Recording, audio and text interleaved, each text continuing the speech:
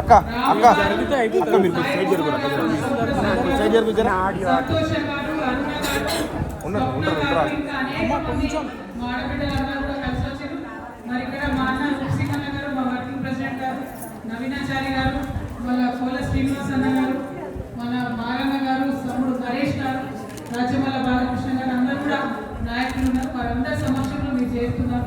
మీ అందరికీ మనస్ఫూర్తిగా స్వాగతం సుస్వాగతం. మరి ఒకటే గుర్తుపెట్టుకోండి, జాగృతిలో చేరడం అంటే బతుకమ్మ ఆడినట్టు అందంగా కూడా ఉంటుంది, అట్లనే పిడికిలెత్తి పోరాటం చేయాల్సి ఉంటుంది. ఓకేనా? పోరాటం దేనికోసం?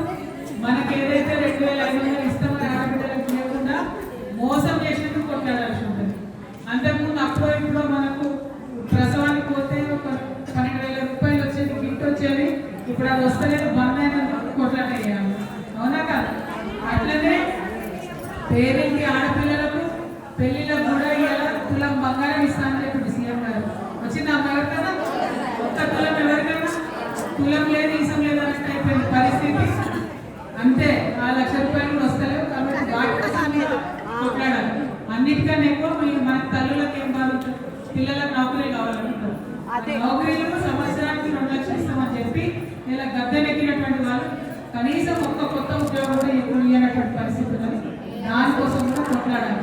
అన్నిటికన్నా ఎక్కువ మరి మన బీసీపీలు ఇస్తామని చెప్పి ఇవ్వకుండా మోసం చేసినందుకు దానికోసం కూడా కొట్లాడాలి.